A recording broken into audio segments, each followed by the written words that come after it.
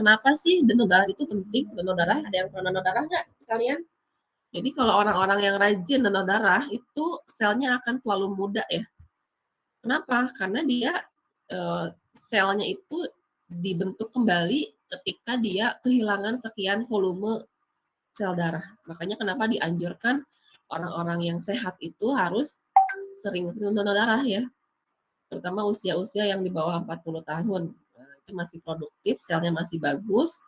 Tentu yang tanpa ada kelainan gitu ya.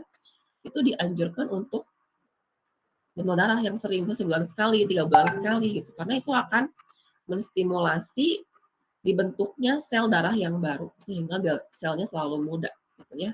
Di sisi lain darah yang Anda donorkan itu akan berguna bagi orang-orang yang membutuhkan jumlah darah karena kekurangan darah, misalnya karena operasi gitu ya, karena dia cuci darah, butuh stok dari orang lain karena memang tubuhnya tidak bisa memproduksi sel gitu.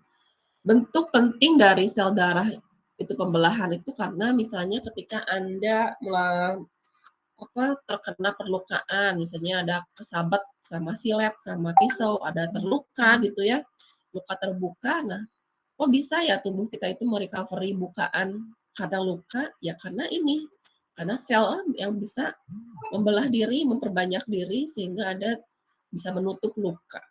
Gitu ya, itu contoh aplikasinya. Atau misalnya kenapa anak kecil bisa makin lama makin besar gitu ya, asalnya bayi, anak-anak, kemudian dewasa, itu karena memang sel tubuhnya terus membelah ya, terus membelah sampai pada tahapan tertentu. Atau Anda yang sudah dewasa tetap juga melakukan pembelahan sel ya. Contohnya misalnya Anda yang sering fitness ya, ingin membentuk otot jadi six pack. Nah, itu tuh siapa sih yang menyusun sel-sel jadi kompak ya karena melakukan pembelahan sel dalam tubuhnya. Atau rambut makin panjang, kumis makin panjang gitu ya. Atau kuku juga memanjang. Itu juga karena peran dari pembelahan sel. Ya, itu mungkin gambarannya. Dan sel itu akan membuat sel baru dengan cara apa? Dengan cara dia menduplikasi diri dari sel-sel yang sudah ada sebelumnya. Jadi ada induk selnya, kemudian dia membelah diri, mengcopy kode genetiknya, kemudian dia menjadi individu yang baru. Ya, seperti ini yang pada gambar ini videonya menjelaskan bagaimana sel itu dari 1 menjadi 2, 2 menjadi 4, dan terus gitu ya. Nah, kemudian bagaimana sel itu mereproduksi dirinya, bagaimana dengan cara yang disebut dengan siklus sel. Ya, ada siklusnya. Yang namanya siklus pasti berulang ya, dari awal A ke B, B ke C, C ke D, D nanti kembali ke A. Nanti kita lihat bagaimana mekanismenya. Dan siklus sel ini merupakan mekanisme yang sangat esensial yang memastikan bahwa sel itu bisa bereproduksi. Jadi kata kuncinya memang di siklus sel. Ya. Dan semua organisme yang ada di muka bumi ini, selama dia terkategori makhluk hidup, pasti dia akan mengalami yang namanya cell growth atau pertumbuhan sel dan juga pembelahan sel. Ya. Apa sih siklus sel? Ya, kalau siklus ya kan bentuknya melingkar ya, siklus. Nah, contohnya seperti ini. Jadi dia serangkaian kejadian yang memungkinkan sel itu untuk tumbuh dan membelah ya, grow and divide. Bagaimana mekanismenya? Jadi kan dalam sel kemarin udah tahu ya bahwa di dalam sel itu ada inti sel, khusus yang eukariot. Kalau yang prokariot memang ada materi DNA-nya, tapi tidak ada inti, ada member inti ya. Jadi si sel ini dia pertama-tama ketika dia akan melakukan pembelahan, dia akan mereplikasi kromosomnya. Kromosomnya di mana? Kalau eukariot ya berarti di dalam inti sel. Tapi kalau misalnya prokariot, ya materi genetiknya aja yang di dalam sitosol gitu ya. Kemudian nanti ini kan asalnya si kromosomnya satu salinan nih, satu rantai gitu ya. Nanti dia akan bereplikasi menjadi dua rantai atau sepasang. Nah, ketika sudah menjadi seperti ini, dia akan membelah diri menjadi 2 individu, 1 menjadi 2 gitu ya, melalui proses yang disebut dengan segregasi atau nantinya akan menjadi pembelahan sel. Jadi yang ini kan menjadi 2 rantai, itu adalah calon individu baru. Kemudian dia melekuk seperti ini, atau yang disebut dengan sitokinesis. Jadi tidak hanya materi DNA-nya yang membagi 2, tapi juga komponen lainnya. Kalau eukariot ya ada organel selnya, kemudian sitosolnya itu pun membagi 2 sampai nanti akhirnya menjadi individu yang baru. Itu adalah simpelnya ya, walaupun nanti ada proses yang lebih kompleks gitu. Jadi sel ini harus menurunkan informasi genetiknya ya generasi berikutnya. Sama lah kayak semua misi reproduksi itu kan mewariskan sifat-sifat induk ya, baik itu tumbuhan, hewan ataupun manusia. Ya. Jadi manusia itu atau semua hewan juga misinya dia bereproduksi adalah untuk melestarikan jenis, ingin punya anak sebagai pewaris dirinya gitu ya. Makanya heran kalau misalnya ada orang-orang yang pakai bendera pelangi, apa itu LGBT ya, dia dalam nalurinya sebagai manusia, dia pingin punya keturunan pasti ya.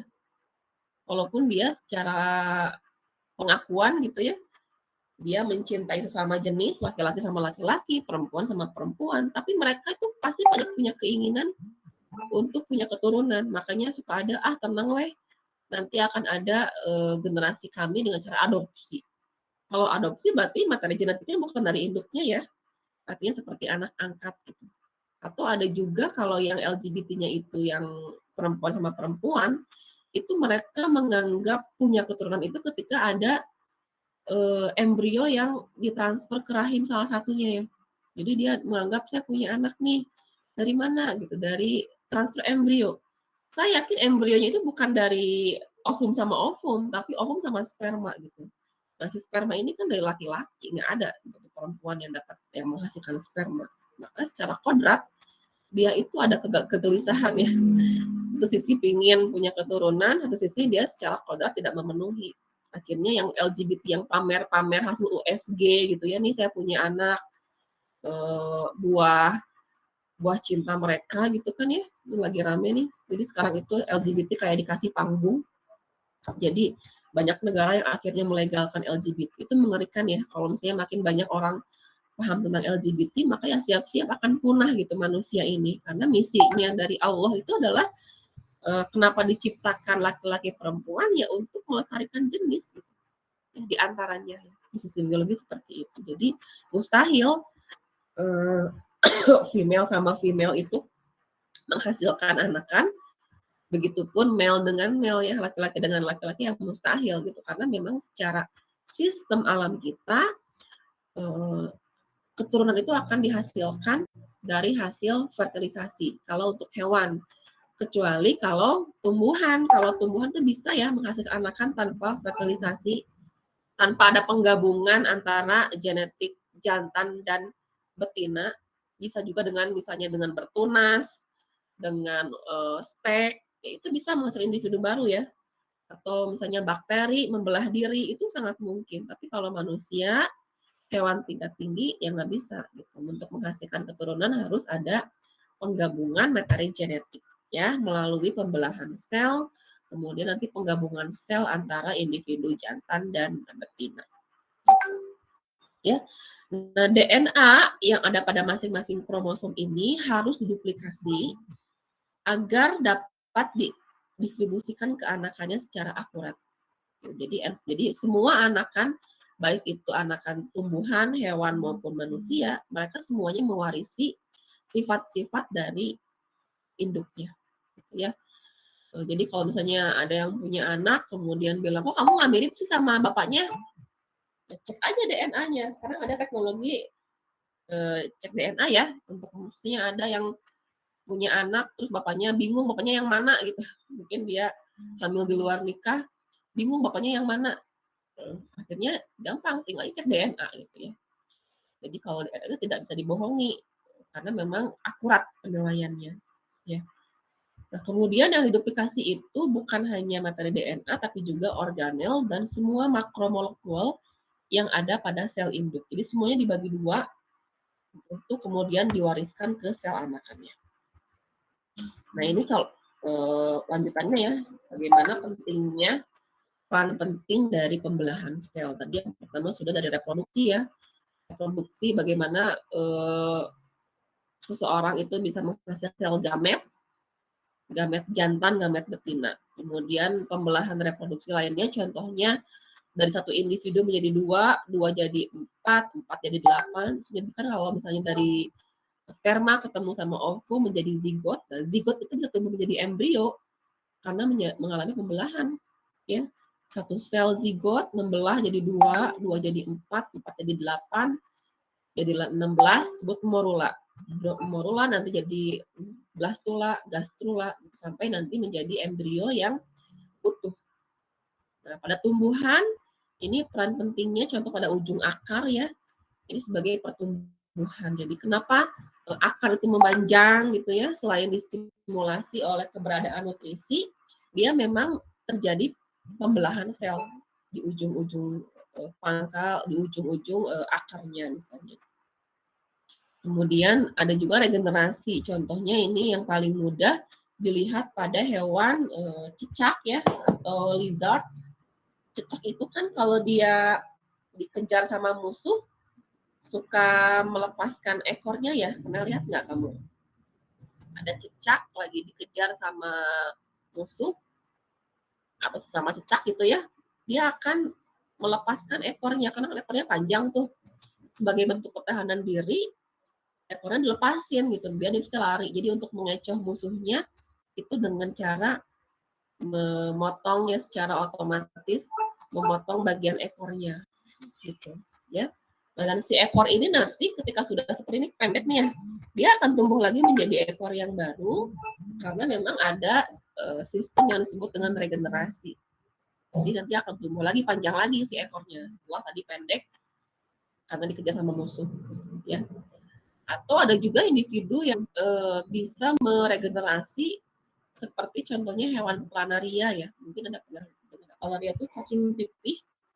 Cacing pipih ini dia hebat ya. Jadi kalaupun dipotong-potong, misalnya kepalanya dipotong, kepala dipotong gitu, tangan, kaki. Nah, masing-masing potongan itu pada planaria itu akan tumbuh menjadi individu yang baru.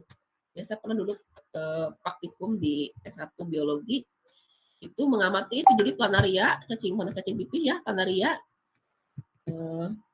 kemudian dipotong-potong kecil-kecil ya pakai cutter gitu. Nah, kemudian ini masing-masing individu baru ini akan terbentuk dari masing-masing potongan ini. Jadi satu individu menjadi 5 individu baru yang utuh. Karena kalau pada cacing pipih itu dia semua segmennya mewarisi kode genetik individu ya. Ini menarik dari pembelahan sel. Nah, dilihat dari perbedaan kemarin udah pelajari tentang prokariot dan eukariot. Nah, dari sisi pembelahan satu berbeda. Jadi kalau pada prokariot, misalnya pada mikroba, bakteri gitu ya, mereka membelah dirinya secara binary fission. Bi itu artinya dua ya, biner dua. Fisi itu artinya membelah. Jadi membelah menjadi dua. Satu jadi dua, dua jadi empat, empat jadi delapan, terus begitu memperbanyak diri seperti itu. Jadi sangat sederhana. Tapi kalau pada eukariot, mungkin kamu udah pernah dengar juga ya, waktu zaman SMA ada istilah yang disebut dengan pembelahan mitosis, ada yang disebut dengan meiosis. Kalau mitosis itu adalah pembelahan yang terjadi di sel somatik atau sel tubuh selain sel gonad. Apa itu gonad? Sel kelamin ya. Jadi misalnya di testis pada jantan atau di ovarium pada betina atau pada wanita ya. Nah, selain di lokasi itu, di mata, di kepala, tangan, kaki gitu ya, itu namanya sel body atau body cell, sel tubuh ya yang disebut dengan sel somatik. Pembelahannya disebut dengan mitosis. Tapi kalau misalnya sel gonad itu namanya meiosis. Nanti kita lihat apa bedanya. Jadi ini yang pertama yang disebut dengan binary fission. Contoh prokariot yang mengalami pembelahan secara binary fission ini adalah bakteri ya. Ini contohnya bakteri sel batang, asalnya 1, kemudian tumbuh menjadi ratusan bahkan ribuan individu pada sebuah ekosistem ya, habitat ya. Jadi si sel itu yang satu itu dia membuat kopi kromosomnya, kemudian disiapkan menjadi individu baru. Ini cepat ya pertumbuhannya itu. Kalau di biologi itu ada praktikum pengamatan pertumbuhan mikroba, itu 24 jam harus nginep di laboratorium. Karena untuk melihat kayak gimana grafiknya gitu ya. Dan memang ini cepat pertumbuhannya. Tapi tergantung faktor lingkungan. Di sini ada faktor suhu. Semakin hangat suhunya, semakin tinggi suhunya, maka semakin cepat pertumbuhannya. Dan kalau misalnya suhunya makin rendah, maka semakin lambat juga pertumbuhannya. Ya. Nah, kemudian selain tadi kode genetik, kemudian ada organel. Kalau eukariot ya, tapi kalau prokariot itu minim organel. Tapi untuk membran selnya itu terbentuk untuk disiapkan menjadi dua individu yang sama. Ya, jadi ini gambaran animasi tadi sudah ya. Ini contoh gambar animasi yang real ya dari mikroba batang, bakteri yang bentuknya batang. Nah, kemudian kalau apa yang terjadi secara tahapannya seperti ini. Jadi yang pertama, sel ini akan mereplikasi DNA-nya ya. Di sini ada nukleoid ya. Jadi nukleoid itu adalah materi genetik yang tidak ada di dalam inti karena memang nggak punya inti sel kan kalau prokariot. Jadi memang di dalam sitosol sini menyebar. Nah, kemudian dia akan mereplikasi DNA-nya. Kemudian ada membran sitoplasmiknya juga dia mulai diduplikasi, nanti disiapkan untuk menduplikasi, diperpanjang gitu ya, diperlebar. Kemudian dinding selnya juga sama, melakukan pembelahan, disiapkan. Nah, kemudian nanti yang asalnya seperti ini nih ukurannya ya, itu akan memanjang, kemudian si DNA yang sudah diduplikasi itu akan memisahkan diri kedua kutub kiri sama kanan. Nah, kemudian akan terbentuk lekukan di sini. Ini sebagai ciri dia akan siap-siap akan membelah, di mana melekuknya bagian sel dinding sel ini disebut dengan invaginate atau invaginasi. Nah, kemudian nanti terbentuk dinding sel baru di sini ya, sampai nanti akhirnya terlahir sel anakannya. Jadi dari satu induk menjadi dua. Nanti masing-masing anakan sel ini ketika dia matang, mature gitu ya, dia pun akan membelah diri menjadi individu dua lagi. Dua jadi empat, makanya terus memperbanyak diri. Ya. Itu contoh dari pembelahan secara binari. Nah, kemudian apa yang disebut dengan mitosis? Tadi kan mitosis itu adanya di organisme eukariot ya. Contohnya fungi, jamur ya, tumbuhan, hewan, manusia, tetapi hanya berlangsung di sel somatik atau sel tubuh, yaitu sel selain sel telur dan sel sperma. Ya. Dan biasanya pembelahan sel ini, mitosis ini, fungsinya adalah untuk pertumbuhan dan repair atau perbaikan ya, perbaikan sel. Sel tubuh kita ini pintar ya, jadi kenapa malam hari kamu harus istirahat? Karena waktunya sel-sel itu memperbaiki kerusakan. Makanya kalau malam hari ini digunakan untuk bergadang, itu suka jadi drop ya sistem imunnya. Jadi harusnya tubuh kita ini istirahat, malah dipakai bekerja, maka nggak sempat untuk melakukan repair atau repairing sel. Gitu. Makanya akan drop sistem imunnya. Kemudian ciri lain dari mitosis itu akan menghasilkan new cell identical. Jadi selnya itu identik dengan sel induk. Ya. Ini contohnya adalah DNA-nya itu bentuknya 2N kodenya. Maka anakannya dia pun akan 2N juga. Ininya apa? Kode kromosomnya. Tetapi karena memang dia masih anakan, biasanya dia ukurannya lebih kecil dibandingkan induknya. Ya. Nah, kemudian sel anakan ini tentu mewarisi sifat-sifat yang persis sama dengan induknya. Ya nggak mungkin lah kayak sel mata, dia akan jadi sel mata yang baru. Nggak mungkin jadi sel kaki, sel tangan gitu ya. Sel rambut, maka dia akan menghasilkan sel anakan rambut juga yang sama dengan induknya. Gitu, ya. Beda dengan sel sperma dan sel telur itu biasanya mewarisi sifat-sifat yang setengahnya dari induk. Ya, nanti kita lihat ya. Tahapannya seperti ini. Dan mitosis itu kan tahapannya yang mungkin Anda pernah dengar juga dulu.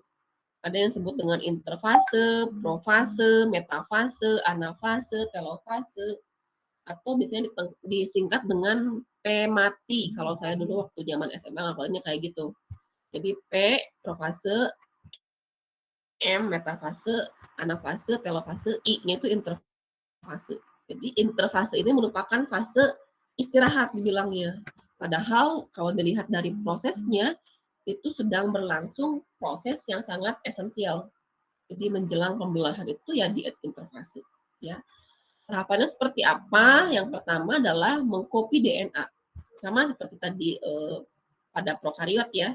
Jadi karena dia akan membelah diri menjadi anakan yang sama dengan induknya, maka dia harus mengcopy DNA-nya.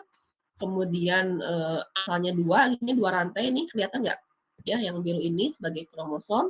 Ada juga sentrosom. Ini kalau Anda masih ingat kemarin di video, fungsi sentrosom ini adalah untuk pembelahan sel ya. Jadi ke arah mana kromosom itu harus bergerak, nah ditentukan oleh sentrosomnya. Jadi, contohnya sentrosom akan berada di kiri kanan ya, di sini nih. Berarti dia akan ke arah situ pembelahannya. Dari dua kromosom, kemudian dia mengcopy dirinya itu menjadi 4. Nah, ketika sudah terbentuk seperti ini, kelihatan ya, ada mitotic spindle atau benang-benang spindle yang terhubung ke sentrosom. Itu nanti fungsinya untuk menarik si kromosom. Ini Anda lihat ada bentuknya X ya, X itu nanti dia akan kebelah menjadi sister kromatid atau kromatid anakannya, kemudian terpisah. Nah, ciri dari metafase ini si kromosomnya ada di tengah-tengah. Anafase itu si kromosomnya itu bergerak ke kutub. Sementara telofase itu cirinya terbentuk invaginasi ini yang melekuk ini cirinya dia sedang melakukan telofase. Ya, ketika sudah berhasil terbentuk membran yang baru, maka dia akan melepaskan diri. Anakannya dipastikan sama atau identik dengan induknya, gitu. Ya. Nah, itu tadi mitosis. Nah, sekarang meiosis, di mana meiosis ini hanya terjadi spesifik pada eukariot dan hanya pada sel gonad, ya, atau sel kelamin. Ya. Contohnya dalam pembentukan sel gamet. Gamet itu ada dua kan, ada gamet jantan yaitu sperma, ada gamet betina atau telur. Ya. Keduanya sama, dia melakukan fase yang disebut dengan meiosis. Ada dua tahapan, meiosis 1 sama meiosis 2. Awalnya tuh sama dia, si gonad ini punya 2N kodenya. Tapi di ujungnya nanti dia punya anakan yang 2 ini namanya diploid ya. Mungkin Anda pernah dengar juga dulu.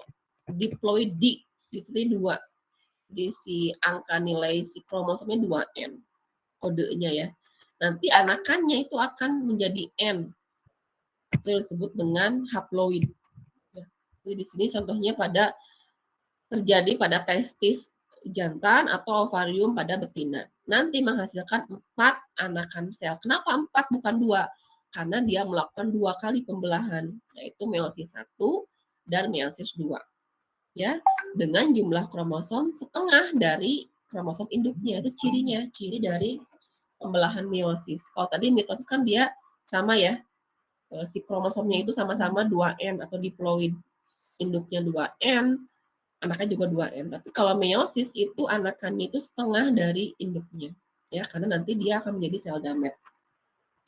Jadi sama prosesnya seperti mitosis, ada tahapan interfase, kemudian profase, metafase, anafase dengan ciri-ciri yang sama ya. Ada sentrosomnya, metafase itu ketika kromosom ada di tengah, anafase bergerak ke kutub untuk masing-masing sisi ya. Kalau telofase itu mulai terbentuk lekukan. Jadi di sini kita lihat asalnya 2N, profase menjadi anakannya menjadi N itu yang pertama. Ya, jadi pembelahan yang pertama. Nanti si anakan yang N ini dia akan melakukan duplikasi lagi yang disebut dengan profase 2. Jadi si kromosomnya menduplikasi diri, kemudian nanti dia akan membelah lagi metafase, anafase, telofase, kemudian dihasilkan anakan dengan jumlah kromosom setengah dari induknya. Jadi ini induknya kan dia 2N ya, nanti anakannya itu menjadi N. Itu ciri dari pembelahan meiosis ya. Menghasilkan 4 anakan dengan varying genetic materials. Jadi hasilnya itu kadang tidak identik dengan sifat dari induknya. Ya.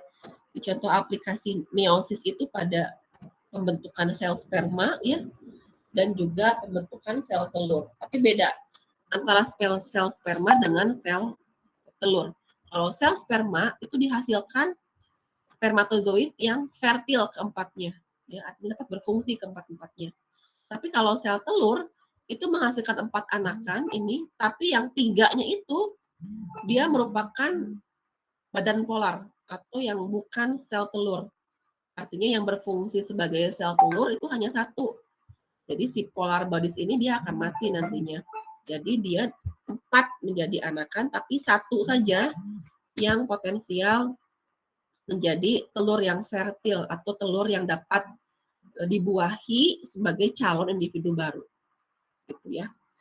Makanya telur itu mahal ya. Jadi sel telur pada betina atau pada wanita itu tuh mahal. Jadi di set itu sejak awal lahir dia itu punya stok telur berapa. Nanti setiap bulan kan dia menstruasi tuh. Kalau pada vertebrata itu kan luruh. Ada 2 ovarium kiri sama kanan. Jadi hilang setiap bulan. Jadi kalau misalnya seorang perempuan dia menunda untuk menikah, ya dia harus berhitung. Dia akan kehilangan peluang untuk menghasilkan anak berapa kali gitu. Ya. Makanya kalau pada level medis itu usia 40 tahun dianggap itu beresiko untuk kehamilan karena yang pertama sel telurnya sudah tua gitu ya dan cenderung tidak fertil yang dihasilkannya. Sementara sperma laki-laki itu memproduksi sperma setiap saat ya. Jadi ada siklusnya habis, produksi lagi dan dia bisa membuahi dan sifatnya masih fertil hingga usia tua ya. Makanya nggak heran kalau misalnya ada kakek-kakek nikah sama anak muda itu bisa fertil spermanya menghasilkan anakan yang sehat gitu. Beda sama perempuan ketika ada laki-laki dia menikahi perempuan yang jauh lebih tua itu kesempatan untuk menghasilkan anakannya lebih rendah dibandingkan menikahi perempuan yang masih muda gitu. Karena tingkat fertilitasnya lebih rendah kalau pada yang lebih tua. Nah, makanya mesti berhitung ya. Semakin nikahnya makin muda, maksudnya muda di sini muda yang ini ya umur produktif ya. Jadi bisa menghasilkan anakan yang fertil gitu. Nah, tahapannya seperti apa? Dari meiosis 1 ke meiosis 2 sama seperti yang tadi ya. Jadi kalau pada gamet yang terjadi pada male, pada jantan atau pada laki-laki gitu ya. Pertama adalah disebut dengan spermatosit. Ini nilainya 2N atau diploid ya. Nanti dia akan menduplikasi diri menjadi kromosom ya, kemudian 2 pasang, kemudian nanti profase, anafase, metafase sama ya prosesnya. Kemudian dia membelah diri, ini yang asalnya 4 ya kromosomnya menjadi 22, di sini 22. Kemudian nanti terbentuk calon individu baru. Di sini. Nah, kemudian di sini setelah menjadi 2 individu yang baru, ini akan kembali membelah diri. Ya, asalnya ini kan menjadi 2 pasang kromosom menjadi 1 pasang kromosom yang nilainya itu menjadi N. Ya.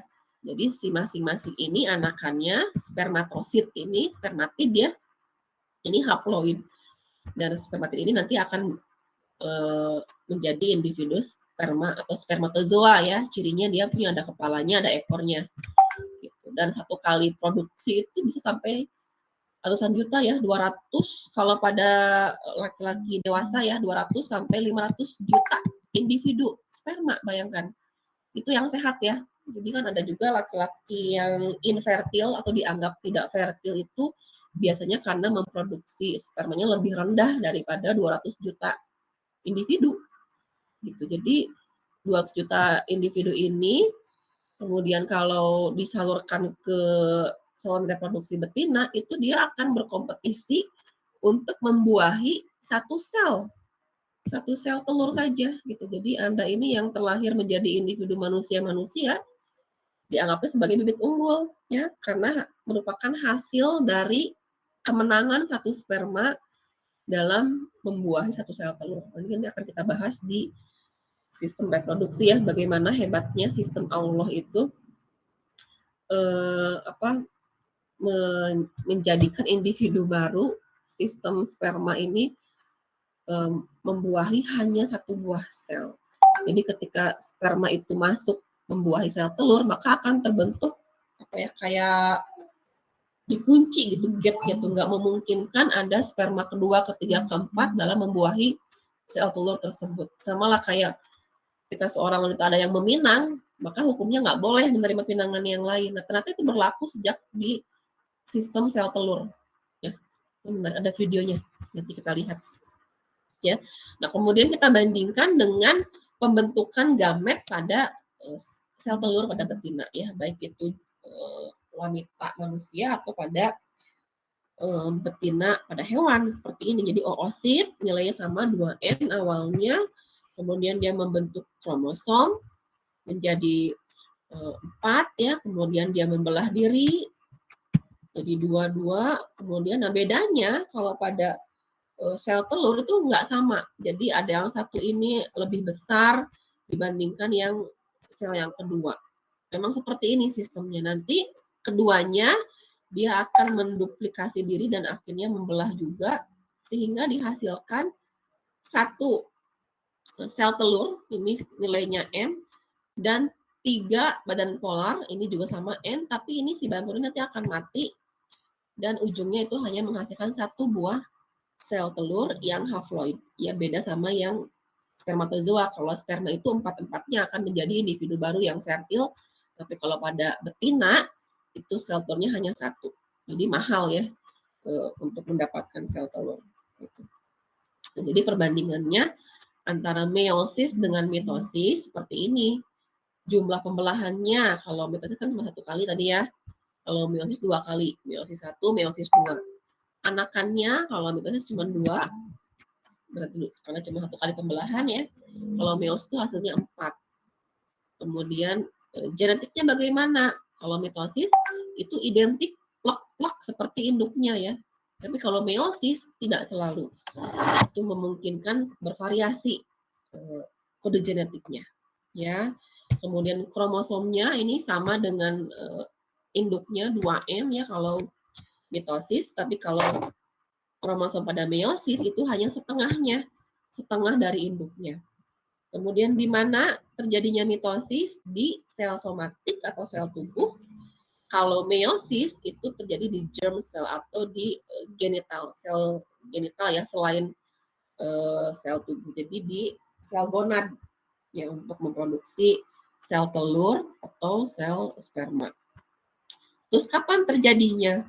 Kalau misalnya sel somatik itu mitosis itu sepanjang hayat terjadi pembelahannya ya, karena kan mungkin kita terjadi cedera atau misalnya kita ada sel-sel yang mati, itu kan mesti ada pembentukan sel yang baru ya, sel tubuh, pemanjangan rambut, kemudian misalnya pertumbuhan pada anak kecil hingga dewasa itu terlibat pembelahan mitosis. Tapi kalau meiosis itu hanya terjadi saat kematangan seks saja ya. Jadi kalau misalnya belum matang seksualnya yang diproduksi sel telur, sel spermanya ya. Kemudian perannya apa?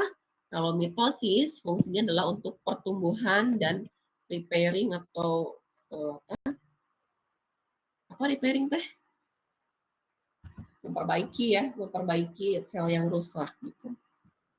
Kalau di meiosis fungsinya adalah untuk reproduksi seksual.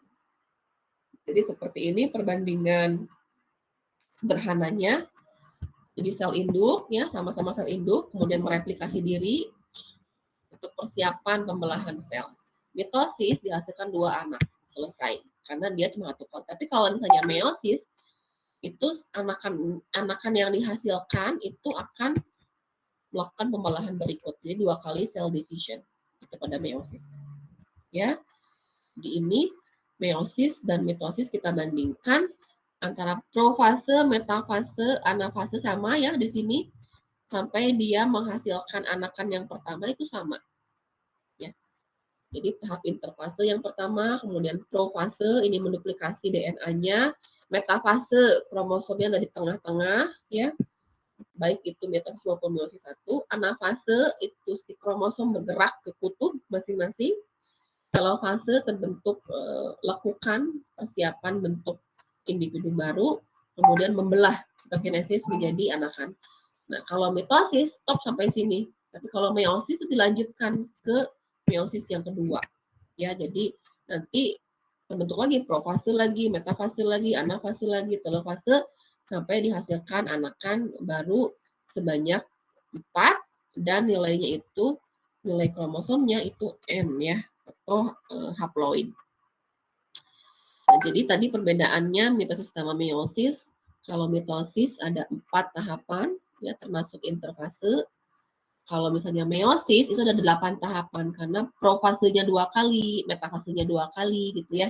Anafasenya 2 kali. Nah, kemudian tujuannya adalah untuk proliferasi sel. Kalau mitosis, kalau meiosis adalah untuk reproduksi. Kemudian anakannya diploid kalau mitosis, kalau meiosis itu haploid ya di sini haploid ya. Ini diploid ya. Kemudian kromosomnya jumlahnya sama. Oh ini kromosomnya setengahnya. Ya. Genetiknya bervariasi untuk yang meiosis. Kalau yang mitosis itu sama dengan indukannya ya, doesn't change. Apa kesamaannya? Ini sama-sama tujuannya adalah memproduksi sel baru ya. Kemudian dia memang duplikasinya dari sel induknya. Gitu. Ya. Ini contoh pada mitosis yang terjadi pada telur katak ya. Jadi kalau kan katak itu udah bertelur ya, bertelur kemudian fertilisasinya itu secara eksternal. Jadi kalau musim hujan biasanya katak itu kan suka rame itu di genangan air biasanya ya, entah di kolam, di sawah. Itu sering kedengar suara katak. Nah, itu yang bersuatu namanya katak bufo ya. Katak yang bagian leher itu ada kantung suara. Dan fungsinya itu adalah untuk menarik pasangan kawin. Jadi yang bersuara itu jantan atau betina? Kamu tahu nggak siapa yang menghasilkan suara pada katak? Jantan atau betina? Jantan. Jantan. Kenapa jantan? Untuk menarik betina. Untuk menarik pasangan betina. Jadi kalau dia yang manggil, jadi dia akan mendekat ke betina atau betina mendekat ke jantan? Kalau Betina ke jantan. Ke jantan. Ya. Jadi si betina ini dia akan menilai suara mana yang paling seksi buat si jantan. Jadi jantan semua hewan yang bersuara itu ada fungsinya sebagai menunjukkan kualitas individu ya. Sama seperti burung bernyanyi. Burung bernyanyi itu kan semakin kompleks suaranya, semakin mahal ya kalau pada manusia. Nah, sebenarnya kalau pada hewan itu semakin panjang nyanyiannya, semakin rumit untuk dikeluarkan, itu menunjukkan indikator sebagai jantan yang paling bagus gitu. Ya. Kalau di manusia mah mungkin semakin ganteng, semakin bawa mobil BMW gitu ya, semakin tebal dompetnya, beren ya. Itu semakin menarik pasangan kawinnya. Tapi kalau pada hewan itu, jadi kalau misalnya pada merak itu yang sering display warna-warna meriah itu yang jantan gitu. Nanti si betina akan menilai mana nih yang paling bagus. Yang berarti kalau makin bagus juga kualitas jantannya. Tujuannya buat apa? Ya tadi kalau misalnya jantannya itu adalah dia hebat, mampu mengemisikan nyanyian yang sulit, oh berarti dia mampu juga gennya itu adalah gen unggul sehingga dia berharap mendapatkan keturunan yang unggul dari jantan tersebut. Jadi hewan itu mikirnya visioner ya. Dia tidak ingin dikawini oleh jantan yang abal-abal gitu ya. Misalnya ada suara katak yang frekuensinya 10 sama frekuensinya 30 gitu ya, maka si betina ini akan milih yang 30 gitu. Udah otomatis kayak gitu. Ya. Jadi dia akan milih kualitas jantan yang memiliki bibit unggul, artinya dia punya genetik yang unggul. Nanti akan diperoleh juga sperma yang unggul kayak gitu. Jadi kalau misalnya manusia mikirnya nggak sampai ke sana, asal dapat pasangan kalah sama hewan ya. Kalau hewan tuh visioner, dia pengen dapat jantan yang unggul agar anak saya nanti unggul juga. Gitu. Jadi kalau pada telur katak, jadi ketika musim kawin si betina ini akan mendekat ke jantan yang bersuara. Karena musim kawin artinya kan jadi si betina itu si perutnya itu penuh sama telur ya. Dan nanti ketika sudah ketemu jantan yang cocok, dia akan mendekat kemudian amflexus. Jadi si jantannya naik ke betina, kakinya itu kaki belakang itu akan memijit bagian perut si betina. Jadi dikeluarkan si telurnya. Telurnya dikeluarkan di perairan atau di tempat yang lembab. Dan nanti si spermanya akan dikeluarkan membuahi telurnya. Nah, yang namanya eksternal tentu peluang untuk dibuahi semua sel telur itu lebih rendah dibandingkan dengan hewan yang melakukan fertilitasi internal ya. Jadi ini telur nih ukurannya kecil ya, nanti akan growth nih oositnya, growth tanpa pembelahan di sini ya. Jadi tumbuh asalnya kecil menjadi besar, nanti terjadi fertilisasi atau pembuahan oleh sperma. Nanti sperma itu setelah membuahi telur jadi zigot ya namanya, bukan lagi telur. Nah, zigot ini nanti akan membelah ya. Membelah menjadi 2, 2 menjadi 4, 4 menjadi 8, 16, 32, 64 sampai nanti dia akan tumbuh menjadi embrio gitu ya. Ini sekian jam. Jadi telur yang terfertilisasi ini akan membelah tapi tidak tumbuh besar, hanya membelah saja. Jadi ukurannya sama. Nah, nanti ketika sudah membelah menjadi sel yang kompleks, dia akan berdiferensiasi menjadi tadpole atau cebong ya, kecebong, bukan cebong. Kecebong ya, kecebong atau tadpole, nanti dia akan tumbuh bermetamorfosis, tumbuh kaki depan, kaki belakang, nanti ada ekornya, karena dia di air ada ekor ya. Nah, kalau misalnya nanti dia akan menjadi individu dewasa yang hidup di dua alam, di air dan di darat, itu nanti akan tumbuh menjadi kaki depan, kaki belakang, terus ekornya jadi hilang. Gitu. Ya, itu melibatkan pembelahan sel. Ya.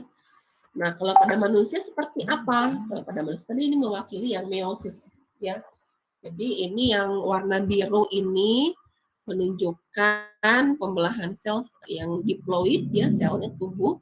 Kemudian kalau yang kuning ini yang haploid, karena dia terjadinya di sel gamet. Jadi kalau betina atau female ya, wanita dan laki-laki ini memiliki sel 2N itu ketika nanti menghasilkan sel telur melalui proses pembelahan yang namanya meiosis di sel gamet, itu akan menghasilkan telur yang haploid atau N. Begitupun dengan spermanya haploid. Kemudian ketika nanti berfertilisasi, gabung gitu ya, ada pencampuran genetik dari ayah dan ibunya. Jadi semua anak itu mewarisi sifat kedua induk ya, induk jantan sama betinanya pada hewannya, nanti menjadi zigot. Asalnya N dan N, egg-nya telurnya itu N, spermanya N, kemudian bergabung menjadi 2N. Dan 2N inilah yang nanti akan membelah anaknya jadi individu baru, kemudian jadi tumbuh besar ya. Growth into adult, nanti si bayi ini tumbuh menjadi lebih tinggi, remaja, dewasa, dan menjadi individu yang survive, yang matang gitu ya, karena terjadi pembelahan mitosis. Nah, ini yang unik di pembelahan sel, mungkin saya nggak tahu waktu SMA ada nggak dijelaskan nggak ada pola siklus sel di level mitosis dan meiosis ya. Jadi ada yang disebut dengan interfase tadi kan ya. Tadi kan ada profase, metafase, anafase, telofase, interfase. Nah, interfase itu sendiri itu merupakan tahapan yang sangat kompleks sendiri sebenarnya. Yang disebut di sini ada siklus sel. Ada fase M, tadi mitosis ya. Jadi yang disebut dengan profase, metafase itu ada di tahapan M ini, mitosis, sampai sitokinesis. Nah, sebenarnya persiapan sebelum membelah itu namanya interfase. Walaupun sebagian ilmuwan menyebutnya interfase ini bukan fase istirahat. Sebenarnya itu sebenarnya fase yang paling sibuk karena dia mempersiapkan pembelahan. Jadi interfase ini dia terbagi menjadi 3 tahapan, ya. Ada tahapan G1 atau gap 1 ya. Ada fase S atau sintesis karena di sini ada terjadi replikasi DNA. Kemudian fase G2 atau gap yang kedua atau kadang disebut juga dengan growth ya, growth yang kedua. Jadi pada siklus sel organisme yang eukariot ada 2 tahapan utama, ada mitosis dan atau mitotik dengan interfase, fasenya itu. Jadi mitotik itu yang ini ya, fase sama interfase. Ya. Interfasenya ini ada 3 tahapan, ada G1, S, dan G2. Nah, jadi polanya seperti ini tadi ya, jadi ada interfase sendiri dan mitosis. Jadi mitosisnya ini ada 4 tahapan utama kan tadi ya, ada profase, metafase, anafase, telofase. Adapun prometafase ini ada yang kadang menyebut ada yang tidak ya, tapi yang utama ada 4 sebenarnya. Baru dia sitokinesis. Nah, tahapan untuk siklus berikutnya sel itu akan melakukan interfase ya untuk nanti kembali melakukan mitosis atau fase mitotik. Kita lihat untuk yang pertama di G1 ya. Di G1 ini apa yang terjadi? Yang terjadi adalah pertama adalah pertumbuhan sel, jadi ukurannya akan makin besar. Kemudian yang kedua, itu terjadi sintesis protein. Ya, untuk apa? Untuk menghasilkan organel yang baru. Untuk disiapkan sebagai individu yang baru. Ya, jadi ini tahapan yang penting. Kemudian yang berikutnya di fase S, ini kata kunci di S ini sintesis ya. Jadi dia melakukan replikasi DNA. Si kromosomnya itu bereplikasi, kemudian DNA-nya sintesis DNA terjadi, dan di sini kemudian dia akan menyelesaikan keseluruhan tahapan siklus sel. Jadi di antara siklus sel ini yang utama adalah di fase S ini sebenarnya ya, karena dia fase yang menyelesaikan siklus sel secara utuh gitu, ya. Nah, sementara yang G2, ini tahapan yang G2 setelah fase S atau disebut dengan second gap phase. Jadi fase gap yang kedua, di sini terjadi pembentukan organel dan molekul yang dikode ya dari DNA indukannya, kemudian dihasilkan untuk persiapan pembelahan sel. Nah, ketika si G2 ini komplit atau selesai, maka sel akan udah siap memasuki fase mitotik atau mitosis. Jadi itu kayak di pabriknya gitu ya, menyelesaikan bahan baku untuk dirakit, baru nanti ketika fase M atau mitosis itu tinggal siap membelah diri. Kayak gitu ya. Tahapan yang kompleksnya. Nah, kemudian apa yang terjadi di fase M atau mitotic phase ya, ini biasanya terjadi pada sel somatik atau sel tubuh, dan ciri khasnya dia menghasilkan 2 individu yang identik ya. Sini ada fase G nih ya, replikasi sintesis DNA, kemudian dia final growth, ini persiapan ke mitosis. Ketika masuk ke mitosis, maka tahapan pertamanya apa? Profase ya, metafase, anafase, telofase. Ini namanya mitosis. Jadi ada 4 ya. Profase, metafase, anafase, dan telofase. Nanti diakhiri dengan sitokinesis atau ini pemisahan 2 sel anakan yang baru. Gitu. Ya. Apa yang terjadi di profase? Ini kita bahas satu ya. Yang pertama itu ketika fase mitosis, profase ini merupakan fase yang paling lama, ya paling panjang di antara fase mitosis lainnya. Cirinya ya kromosom akan terlihat menebal ya, di sini akan lebih jelas kelihatannya, di mana terjadinya di dalam inti ya, dalam inti sel, ini inti sel. Jadi inti sel itu ada pore-nya atau ada pori-porinya ya, jadi nggak tertutup sempurna. Kemudian terbentuk juga spindle, mitotic spindle. Ini ada sentrosom. Sentrosom itu untuk menentukan ke kutub mana si sel ini akan membelah. Nanti akan tumbuh spindle. Spindle ini nanti akan menarik kromosom yang akan dibawa ke kutub masing-masing, ya, ke kutub yang berlawanan. Gitu. Nanti si membran intinya itu yang asalnya kayak gini kan ya, di dalam inti nanti si membran intinya akan luruh dia sebelum terjadi pembelahan sel, karena si materinya ini akan dibagi dua, materi genetiknya, gitu. Dibawa oleh masing-masing spindle yang terhubung ke sentrosom. Yang kedua adalah fase metafase, di mana metafase ini merupakan fase yang paling pendek, ya, shortest phase. Awalnya diawali dengan prometafase. Cirinya apa? Breakdown nuclear envelope. Jadi si membran intinya itu akan hancur dulu, kemudian si kromosomnya itu akan menempel ke benang spindle yang warna hijau, ya. Kemudian nanti melalui kinetokor dia akan bergerak ke kutub yang berlawanan. Nah, ciri metafase itu si kromosomnya itu dia berjejer di area tengah, ya, untuk siap-siap ditarik oleh benang spindle. Nah, kemudian setelah nempel ke benang spindle baru ditarik ke masing-masing kutub yang berlawanan oleh sentrosom dan benang spindle, sehingga ini menjadi calon individu yang berbeda. Ya. Nah, telofase nanti ketika sudah nyampe ke kutub masing-masing si kromosomnya, ini di sini akan ada contractile ring, ya. Ini sebagai penanda bagaimana si sel ini posisinya sebelah mana akan membelahnya. Nah, di sini nanti akan terbentuk membran sel yang baru. Kalau misalnya pada hewan tingkat pertumbuhan, membran dan dinding sel, ya, itu saja. Tapi kalau sudah baru terbentuk ini individu yang baru, kemudian reformatting membran inti. Jadi terbentuk kembali membran intinya. Sama persis seperti induknya.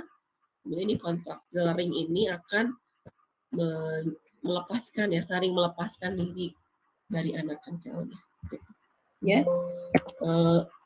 Itu untuk gambaran ilustrasinya. Berikutnya saya akan tampilkan secara video, ya, tentang pembelahan sel. Ini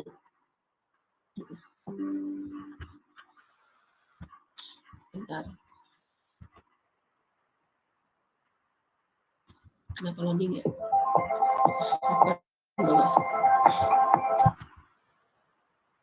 Ini langsung dari YouTube, ya, jadi ada iklannya dulu. Udah saya siapin.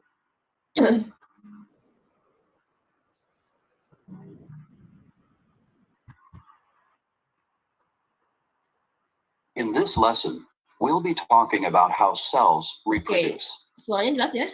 Kedengaran? Ini ada overview tentang cell division. Saya nggak akan ngasih post test, ya, tenang aja. Jadi kamu juga perhatikan videonya, ini merangkum apa yang tadi saya jelaskan, ya. Jadi untuk memperjelas gambaran tentang pembelahan sel.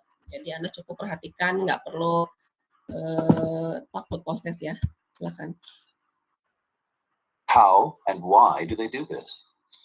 Well, they use a process called cell division to make new cells, called daughter cells.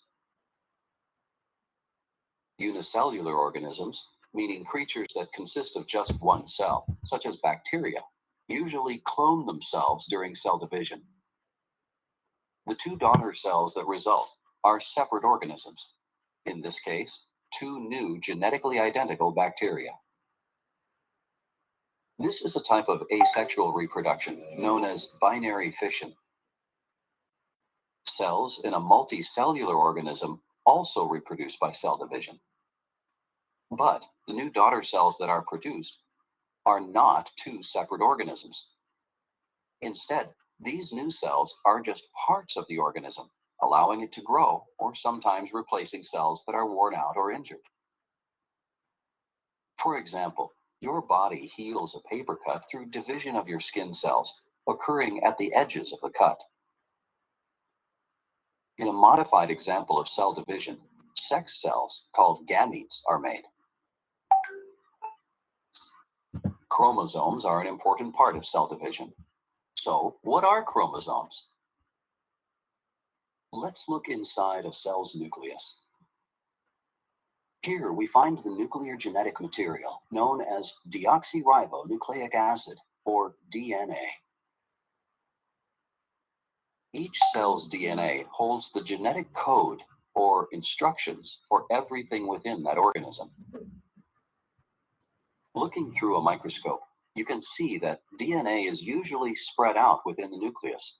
It looks kind of grainy. We call the DNA chromatin when it looks like this. Before a cell divides, DNA must replicate or copy itself so that the information in this code can be passed on to each daughter cell. At the beginning of cell division, DNA condenses tightly into an X-shaped structure known as a chromosome. Each side of an X-shaped chromosome is a genetically identical sister chromatid, forming a sideways V shape. In the middle, a structure called a centromere joins the sister chromatids together.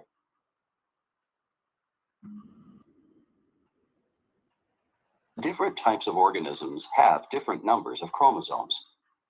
Every cell in your body is called a somatic cell, except your gametes. Human somatic cells have 23 pairs of chromosomes, for a total of 46. It's like the difference between how many pairs of shoes you have versus your total number of shoes. Gametes are the exceptions to this rule. Human eggs and sperm have only one chromosome from each pair, for a total of 23. And, unlike somatic cells, gametes are not genetically identical to their parent cells. When a sperm cell fertilizes an egg, they both contribute their 23 chromosomes. This fused cell, called a zygote, now has 23 pairs of chromosomes for a total of 46. This overview of cell division will help prepare you for studying the cell cycle, which is the life cycle of the cell.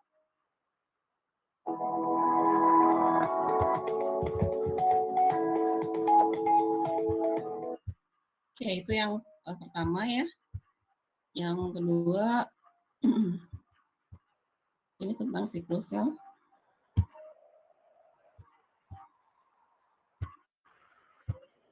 In this lesson, we'll be looking at the cell cycle.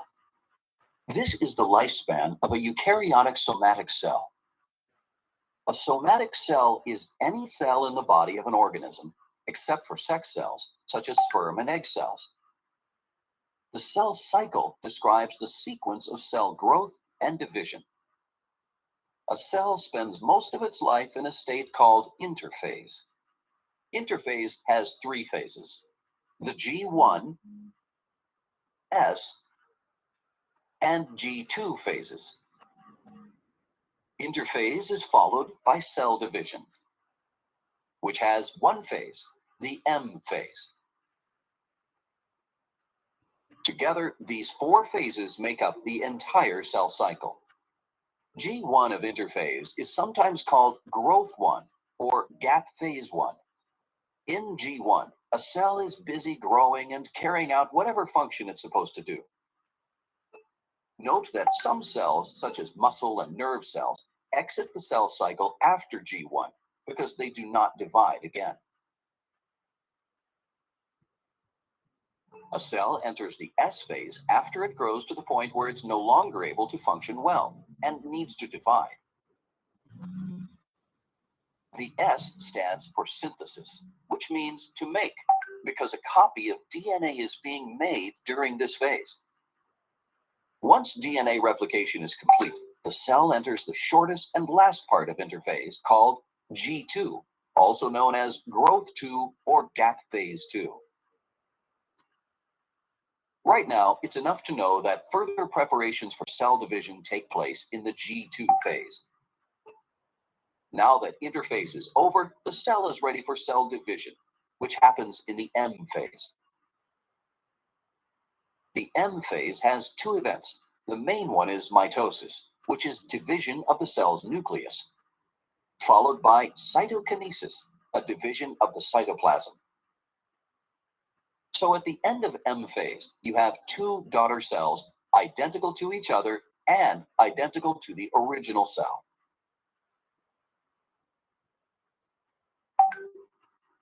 Let's review. The cell cycle describes the life cycle of an individual cell. It has 4 phases, 3 in interphase and 1 for cell division. Most cell growth and function happen during G1. The cell enters the S phase when it needs to divide. In this phase, the cell replicates its DNA. Replication just means the cell makes a copy of its DNA. In G2, the cell undergoes further preparations for cell division. Finally, we have cell division in the M phase. The M phase consists of mitosis, which is nuclear division, and cytokinesis, or division of the cytoplasm. We'll explore the details of mitosis and cytokinesis separately.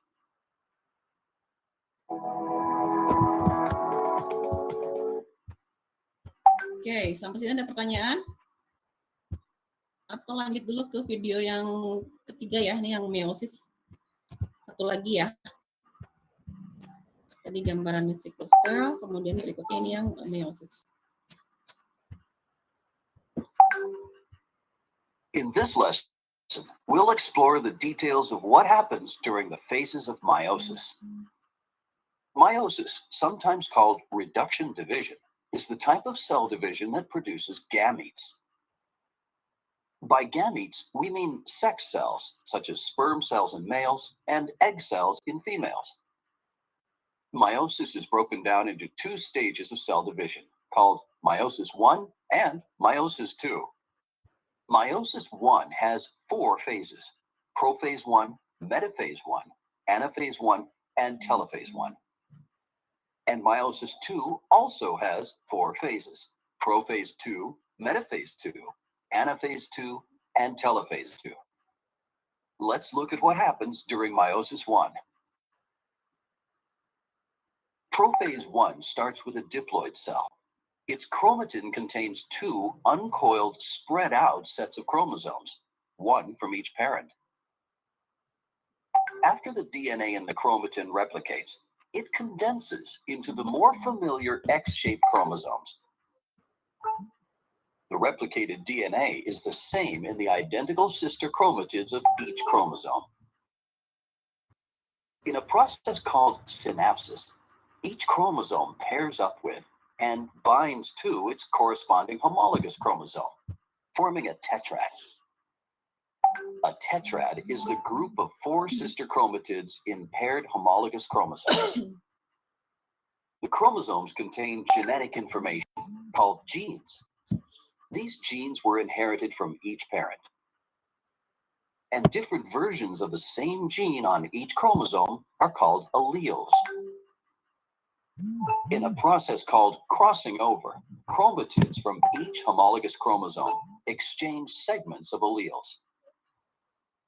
Also called recombination, crossing over randomly happens on every chromosome, resulting in different gene combinations.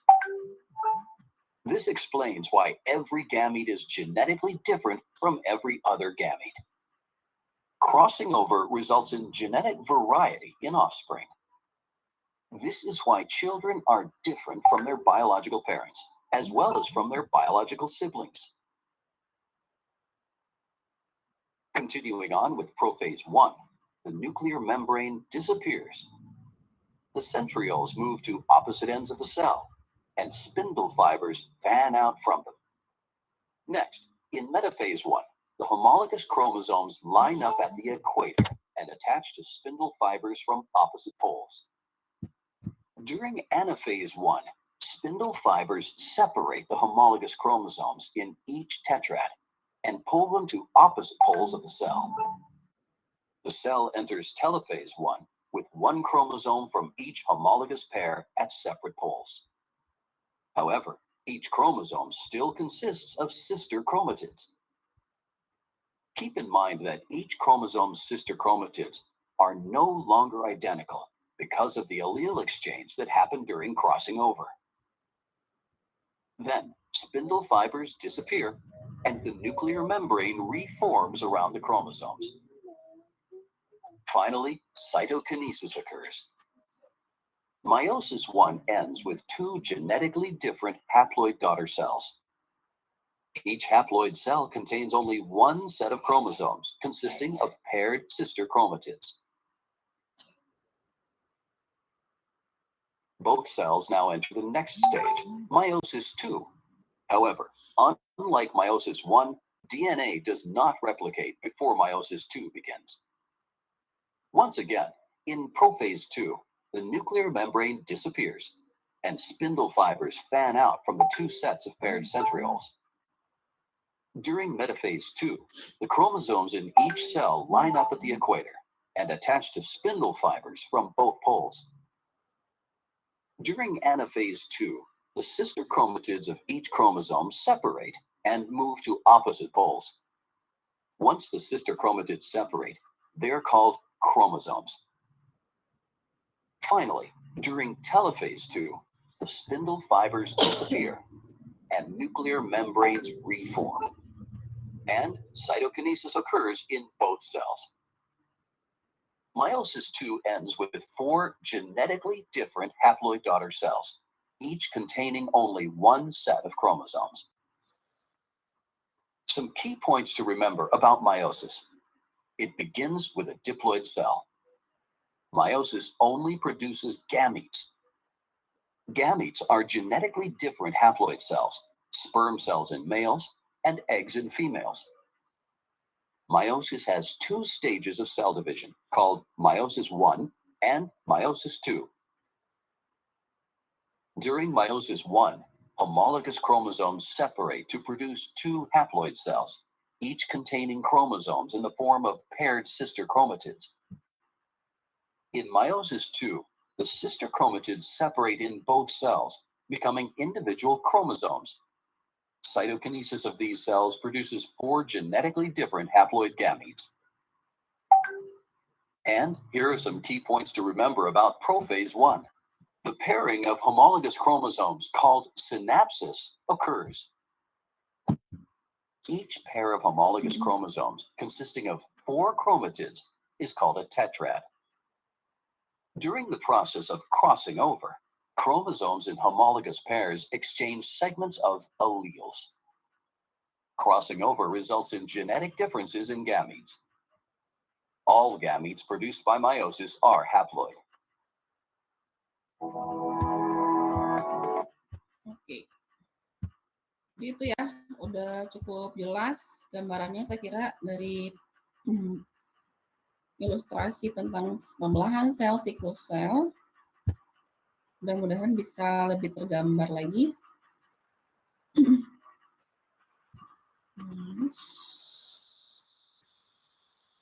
Ini berapa orang yang hadir ya? Kok rasa banyak yang udah live? Presensi di share-nya di akhir ya. PJ kelas boleh share, jadi jangan share di awal. Jangan lupa diisi presensinya.